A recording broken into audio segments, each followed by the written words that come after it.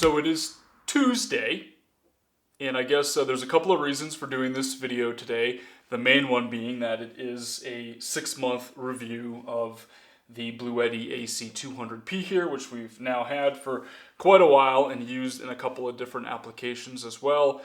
But it also serves as a way to announce to you guys that we are going to start doing Tuesday videos. Every other Tuesday moving forward, we're going to do a series called Tiny House Tuesdays, and it will be about the conversion of the tiny house. Obviously, we have the tiny house shell, but it is completely unfinished inside, and we will be trying to finish that conversion from now over the next couple of months until the point where we can move in full time and actually live in that tiny house on this property. Obviously, it will come with a lot of challenges though, because we will be doing it entirely off-grid in the middle of the high desert here of New Mexico, and it definitely will not be easy. So we figured we might as well share that as a separate set of videos, and then we will continue every Friday as well with videos about living off-grid at this cabin, and then any travels or adventures that we go on in the area, as well as preparing to hit the road at some point in the future again in our future truck camper. So all the normal off-grid vlog stuff will be on Fridays, and then stuff specifically dedicated to the tiny house will be on Tuesdays. But back to the topic of this video here. This is the Bluetti AC200P. Bluetti did send me this solar power station in exchange for doing a video review, like an unboxing style video. But that was a separate video. This video is now my impressions of this unit after having it for for the past 6 months, and we've had it in a couple of different applications. Like I said, we had it in our van and used it in there for quite a while, and now we have it out here as we're living off-grid in this very, very remote property in the high desert of New Mexico. And so this video is in no way sponsored by Bluetti. This is my completely unbiased review of this unit, and there are some good things. There's also a couple of pretty bad things that have been extremely annoying for us, and they're things that I think are worth talking about. They're worth sharing in this video in case you are out there considering a unit like this. And it's not a bad unit. I don't want to give that impression that it's terrible or anything like that. So let's start with the good things. The first thing is that it's working for us, right? We have this out here. It is our only power source right now, and like I said, we are very remote. We do have 3 200 watt solar panels that are running into this in series, so we do get up to 600 watts coming in on a sunny day, and it handles that well. It charges up, and it works pretty well. I guess that is a good thing, right?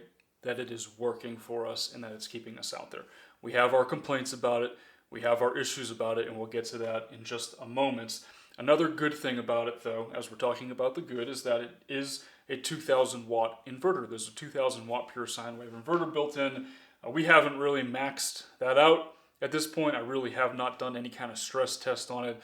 The most that we really use is our rice cooker that might pull about 300 watts. But the fact that it's there, I guess, is a good thing. Nice if we want to run a small appliance like a blender or something like that. And I will say that, while we're out here, we are running the inverter on this unit 24/7. So the AC option is on all the time because we have a traditional fridge. It's just an apartment style fridge, and it's plugged in and it runs all night long. We also have a cell booster which we keep going 24/7, and that also requires the inverter to be turned on, and that is actually worked out pretty well to this point. The inverter has never just shut off on us for any reason. The Bluetti just keeps going, and it's been doing well for the past 3 or 4 weeks while we've been out here. So those are all very very good things to this point. The other good thing, and the main reason why I agreed to accept this unit from Bluetti, in the beginning, some of you guys might remember, I had an EB240 in our van, and that thing was awesome. And I will get into that a little bit later in this video here. The EB240 was an awesome unit, and I thought, well, this is a great unit. Sure, like if they want to send me this upgrade, this AC200P, I would be happy to upgrade to that. And I ended up putting that EB240 in a van that I was converting for someone else at the time.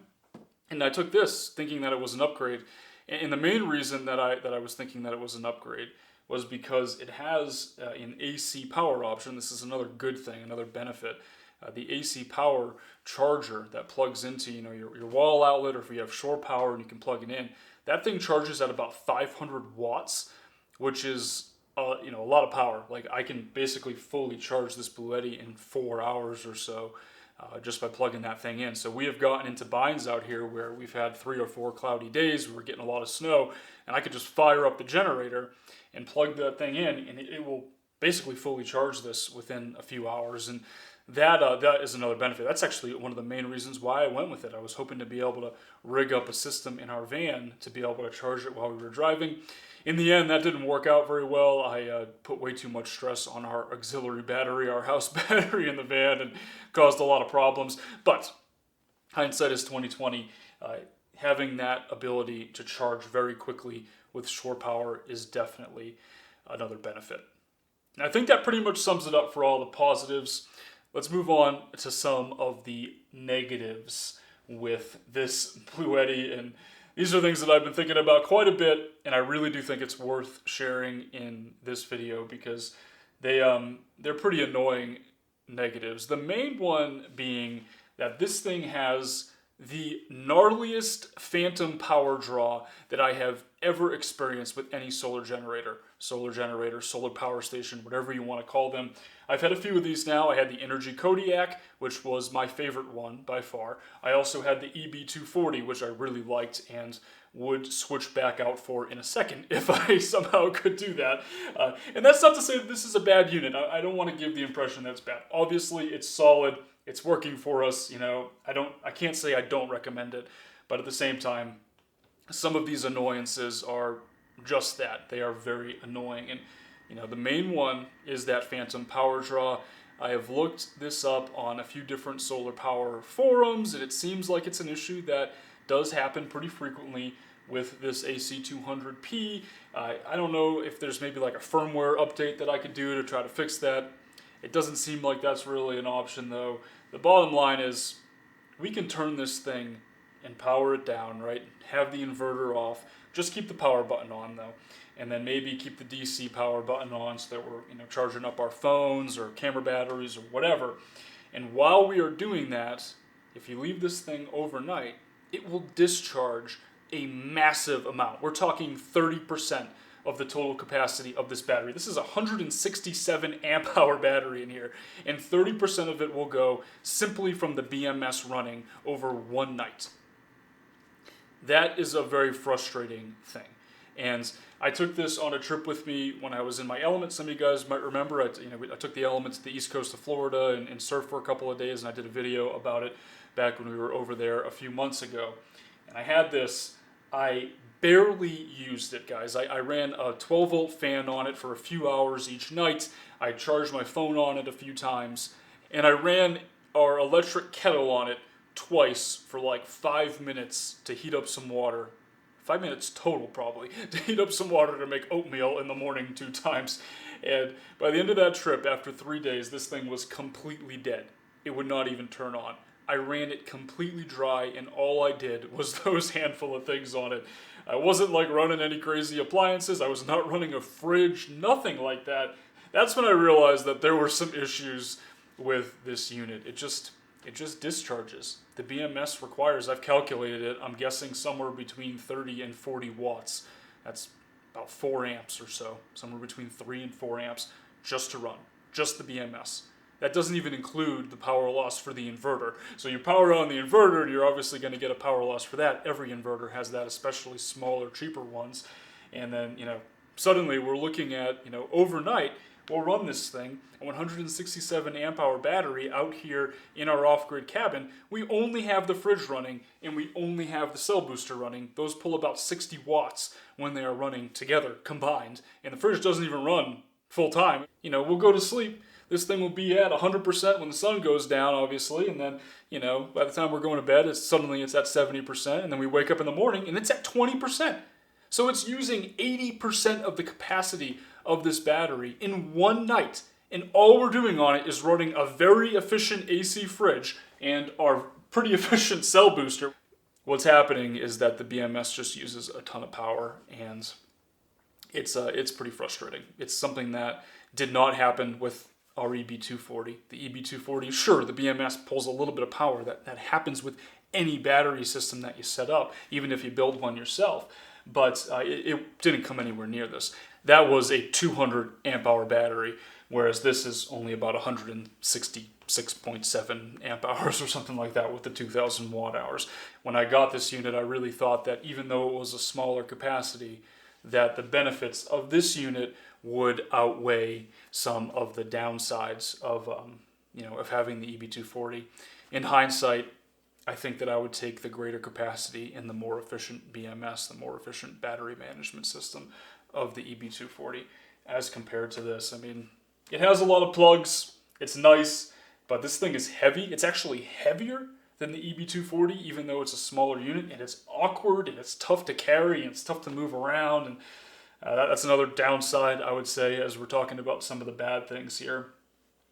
These are a couple of issues that have been a pain for us, and I do think that they have an AC200 Max, and I believe that has expandable battery capacity where you can actually add more. So I guess if we could somehow plug in another 200 amp hour lithium battery to this, it wouldn't matter so much that the BMS is so inefficient and pulls so much power. But to me, it just, I'm not an electrical engineer. I don't know everything about this stuff, but it seems like it's pulling a little bit more than it should. It seems like that phantom power draw is just a little bit too high, and we're not really quite able to maximize the potential of this unit because of it.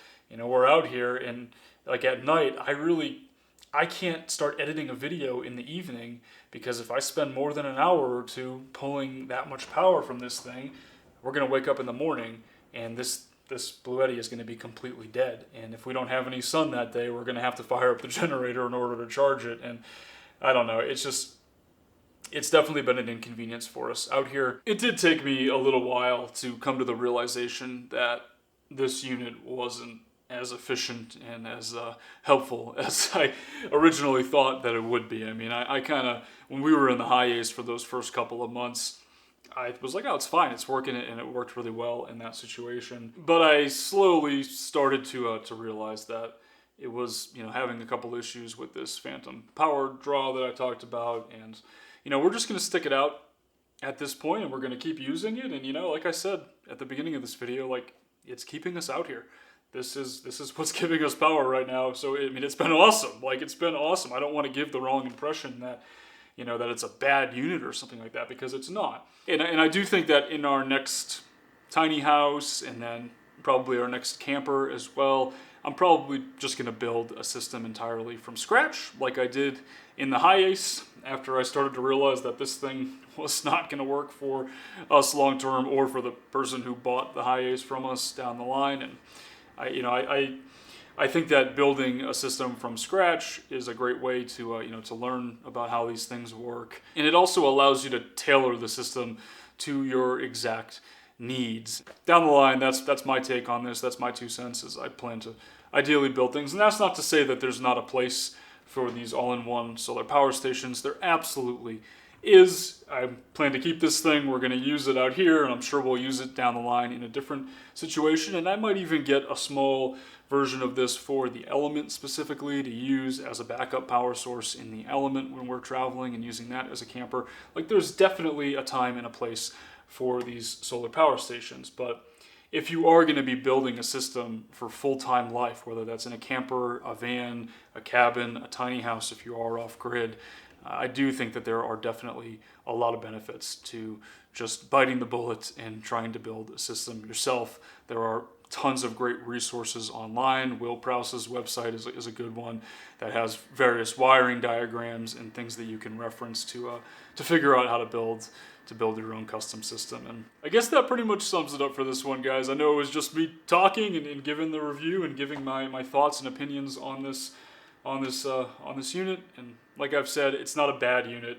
It's the thing that's keeping us out here. It has been solid, and I guess I would recommend it for certain situations, like I've said here in this video. I hope you guys enjoyed this video, and moving forward, we will continue this trend for Tuesday videos. We'll do every other Tuesday, so not next Tuesday, but the one after that, with Tiny House Tuesdays. That'll be the first Tiny House Tuesday video, and then every other Tuesday moving forward for the next couple of months until move-in day, until we can move into that tiny house.